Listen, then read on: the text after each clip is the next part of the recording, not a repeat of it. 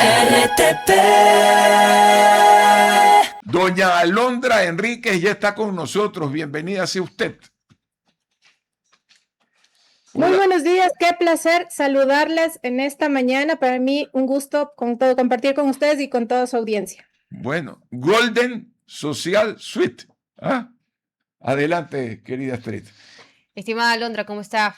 Muy buenos días, gracias por acompañarnos. La primera pregunta, inmediatamente relacionada a lo que ya estamos a punto de ingresar en la parte más fuerte, que es el tema de las elecciones. Este 18 de junio se abre una nueva etapa en este proceso y las principales ciudades, sobre todo Quito, Cuenca y Guayaquil y Esmeralda, si le queremos incluir en caso de también de los procesos que hoy la dejan sin alcalde o por lo menos con un alcalde preso.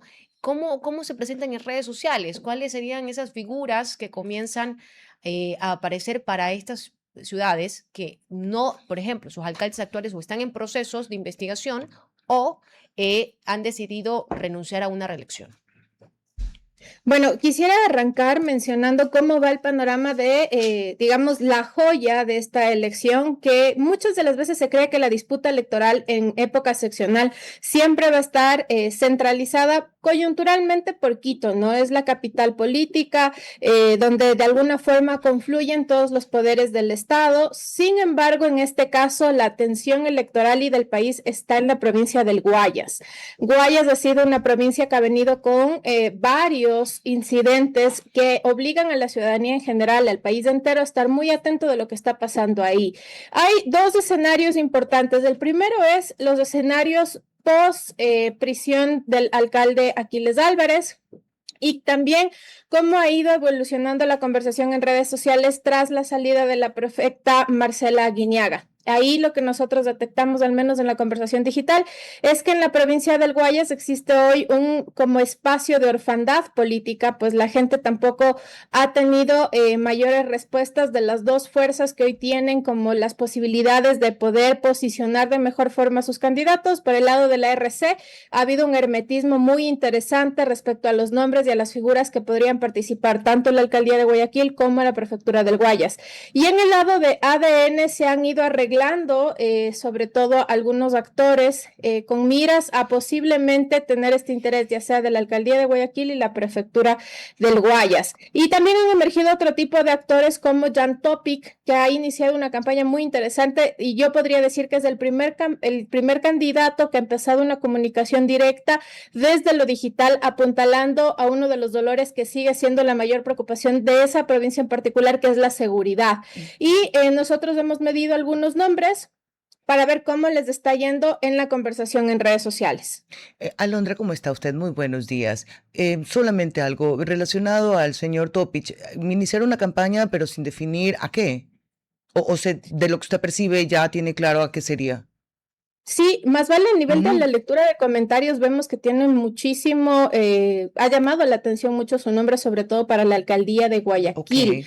Aunque se ha generado este rumor de que posiblemente su interés estaría en la alcaldía de Durán, es la gente que orgánicamente le empieza a pedir que sea la decisión política el asumir la representatividad de la ciudad de Guayaquil. Hay una gran expectativa sobre quién podría ser el heredero. Esta va a ser una campaña de seccionales de herederos, ¿no? Y ahí brevemente me voy a ir a Cuenca, donde tras la sanción emitida al alcalde Cristian Zamora, él más vale creo que ha sido de los pocos políticos que decidió asumir el resultado, aunque no coincide, no está de acuerdo y obviamente las formas legales todavía siguen siendo cuestionadas, pero también ha dicho él que pondrá su ficha, ¿no? Que pondrá su candidato y que más o menos vamos a ver quién es quién. Así ha quedado la conversación en la ciudad de Cuenca. Pasa algo similar en la ciudad de Guayaquil. La gente está muy expectante de ver qué sucederá con el alcalde Aquiles Álvarez y que también puede ser su esposa, en este caso Fiorella Icaza, la heredera de este voto o de este capital político. y veamos qué sucede en Quito, porque si llega a darse un proceso sancionatorio para Pavel Muñoz, digamos, el caso más inmediato podría ser por la compra de los trolebuses, que nuevamente en términos jurídicos no hay mucha consistencia en una posible sanción por este tema. Sin embargo, también Pavel podría terminar en ese mismo rumbo, es decir, esta campaña sería del lado de la oposición una campaña de herederos, y del lado de ADN también hemos visto que hubo muchas críticas de los nombres que pusieron, a excepción de un cuadro en particular que tiene buenos números en la conversación digital. Estimada Alondra, ya que ha tocado la capital y ha dicho lo de Pavel Muñoz, mucho se habla de la señora Pavón, alguien que, por cierto, yo siempre he dicho tiene una capacidad de reinventarse y tiene una aceptación bastante buena en Pichincha. Ella podría y suena bastante al interior del correísmo como para la alcaldía de Quito. ¿Qué se dice de ella en redes sociales? Paola Pavón tiene un gran capital, sobre todo en las zonas periféricas de la provincia de Pichincha, es decir, estos cantones más rurales, es donde la gente ha visto también una gestión bastante proactiva desde la prefectura de Pichincha. En el caso de Quito sería muy complicado que ella pueda capitalizar eso en votos directos, pues Quito está en una división muy compleja ideológicamente y políticamente. Además que los hechos del 2019 y el 2022 la posicionaron casi que como el cerebro detrás de una intención de golpe de Estado en ese momento contra Guillermo Lasso y también contra Lenín Moreno. Entonces, para ella pelear la capital sería complejo, pero no imposible. Es decir, es una candidata que tendría muchos ataques, tendría que enfrentarse a una narrativa muy contundente para desprestigiar su valor y liderazgo político, pero eso no quiere decir que sea imposible. Ella tendría una carrera más a cuestas, pero con más posibilidades de capitalizar el voto del centro a la izquierda que otros cuadros probablemente que la RC podría arriesgarse a aprobar, porque ya hemos visto que, por ejemplo, desde las elecciones del 2021, la RC a veces juega esta suerte de probar. Y ahí pierde también mucho espacio con el caso, por ejemplo, de Andrés Arauz, la misma Luisa González. Ese es otro nombre interesante que pues ella ya abiertamente ha dicho que va a la prefectura de Manabí y aunque muchos dicen de sus grandes posibilidades de ganar, pues ella tiene un peso en cambio desde lo nacional que también perjudica a su valor político, a su capacidad de aglutinar electoralmente. Entonces, ahora hay un momento muy complejo, nadie puede decir que tiene ganada la mitad de la carrera y lo más difícil es que estas son unas elecciones muy cortas. Ahorita nosotros ya deberíamos tener nombres, al menos desde el lado de redes sociales, que puedan capitalizar el espacio de la comunicación digital y no tenemos figuras que con contundencia logren mover interacciones, logren posicionar un mensaje, logren capitalizar su posicionamiento digital, porque aún hay una gran incertidumbre y sobre todo los candidatos que quisieran participar tienen mucho temor de cuál podría ser la respuesta del gobierno. Alondra, quisiera hacer una pregunta. En su análisis, hay lo que se llaman troles A y troles B, es decir, los troles de Noboa y los troles de Correa. ¿Cómo esa lucha, cómo esa pelea la ha podido medir, percibir? ¿Cuánto confunden a la sociedad esos imaginarios que se construyen en el mundo virtual? Bueno, la semana anterior vimos uno de los escenarios donde se puso en evidencia la intencionalidad de distorsionar la realidad de los ciudadanos y de los electores.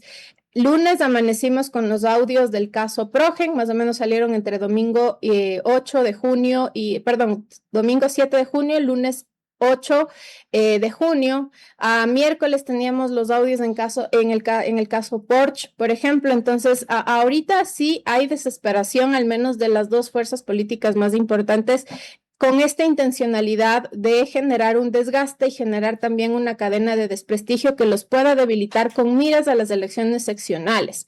La pausa del fútbol es relativamente eso, una pausa relativa, porque aún las disputas políticas han seguido escalando con mayor fuerza. Algo que no hemos visto desde el gobierno del expresidente Rafael Correa es que dentro de la narrativa digital o la comunicación estén operando ministros, asambleístas con tanta fuerza. El día de ayer, por ejemplo, vimos como una activación desde la cartera nacional, desde los ministerios, ellos se activaron como militantes a replicar el video compartido por Julio Neira, con la parte 2 de los audios del caso Porsche.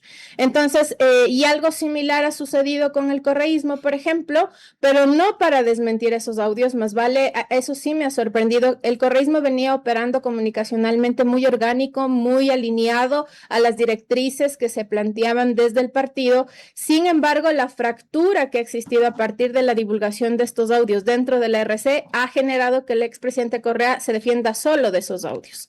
No han visto ustedes asambleístas, por ejemplo, salir a defender, a excepción de Mónica Palacios, uno que otro concejal de la Revolución Ciudadana, pero el peso duro, por ejemplo, del RC ha guardado silencio frente a los audios. No hemos escuchado a Paula Cabezas, no lo hemos escuchado, por ejemplo, a Roque Ordóñez, y ahí muestra que esto fraccionó a la interna de la RC, que también estarán articulándose para dar algunas noticias. Lo ha dicho Gabriela Rivadeneira, que el día jueves 18 de junio harán algunos anuncios. Sin embargo, sí hay una disputa que además bajo ciertas directrices avanza con estructuras bots. Y sin embargo, el interés y la intencionalidad hoy de afectar al gobierno lo ha puesto al gobierno como el primer interés de ataques de distintas estructuras, no solo de la Revolución Ciudadana. Por ahí hemos detectado cuentas que en su momento defendían al ex candidato presidencial Fernando Villavicencio atacando al gobierno, cuentas del Partido Social Cristiano atacando al gobierno. Es decir, hoy el enemigo de la conversación y el ecosistema digital a nivel de estructuras bots es del gobierno nacional. Esperado en campaña que sea el gobierno donde se ataque más. Yo tengo dos preguntas en una, si es posible, Alondra, que el correísmo no haya salido en su plana mayor y ha llegado a defender lo del caso Porsche, quizás puede obedecer a una estrategia de no quemarse y no hacer lo que generalmente siempre hacen, desconcentrarse de lo importante y hablar de candidaturas, eso uno. Y lo otro, lo digital ha crecido tanto y es tan importante, pero en cifras, en números, ¿la gente está consumiendo más información o estamos sobre ese mismo porcentaje hablando de política? Esto para saber qué tanto se traduce fuera de la pantalla, fuera del internet. Voy a arrancar con la segunda porque me parece que es relevante exponer los datos a la opinión pública. Lo primero y lo más importante es que desde el mes de abril hay un giro en el consumo digital de los ecuatorianos. La política que terminaba siendo el cuarto o el quinto lugar ocupó el primer lugar. Y eso a propósito del caso Aquiles Álvarez, pero también a propósito de las sanciones que emitió el TC, pero sobre todo por el anticipo de las elecciones seccionales a pretexto de el fenómeno del niño. Todo lo que tiene que ver alrededor de la discusión de la política y la institucionalidad democrática ha tomado una fuerza impresionante. Y hoy el primer tema que más discuten los ecuatorianos son temas políticos. Y también va transversalizado por eventos como el aumento de la gasolina, la escasez de gasolina, la paralización del transporte público, que sobre todo lo sufrió Quito, pero también hoy hay una discusión en otras ciudades. Loja pasó un proceso similar sin transporte público. Entonces todo se ha vuelto político, pero sobre todo los ojos de la ciudadanía de forma orgánica, sumado al ruido de los bots, están en el gobierno nacional.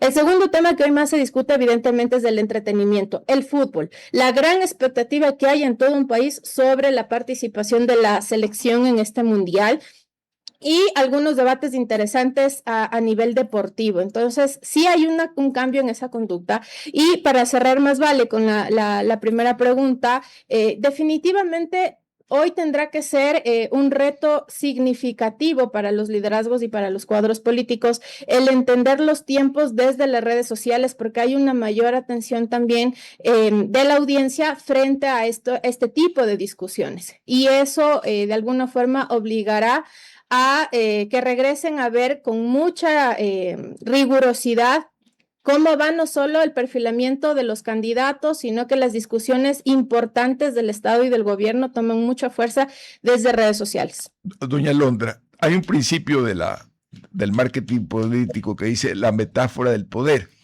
Una buena metáfora simplifica la complejidad sin vaciar la emoción del mensaje.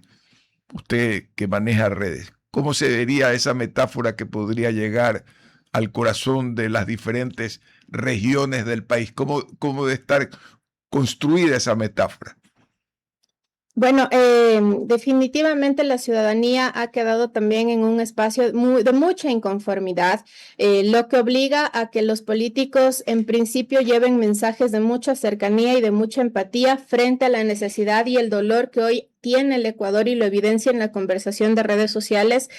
Algo que ha golpeado muchísimo son casos como el de Mónica Silva la semana anterior, Natalie Mafla, por ejemplo, todos vinculados a escenarios de riesgo. El de Mónica Silva en particular es un caso donde se palpa este sesgo y esta sobredimensión a la hora de tener una postura de investigar y una postura también de irse contra el poder. Es decir, Mónica Silva terminó siendo un símbolo que genera dos reacciones. Por un lado, temor. Mucha gente en los comentarios tras la noticia le ponía que para qué se metió en eso, que por qué denunciaba, que esas son las consecuencias de enfrentarse al poder y no necesariamente mencionando al gobierno nacional, sino más vale a este poder oculto que es del crimen organizado, esto de el tráfico de tierras y otros temas que pues ella los llevaba también como bandera de lucha frente a la impunidad.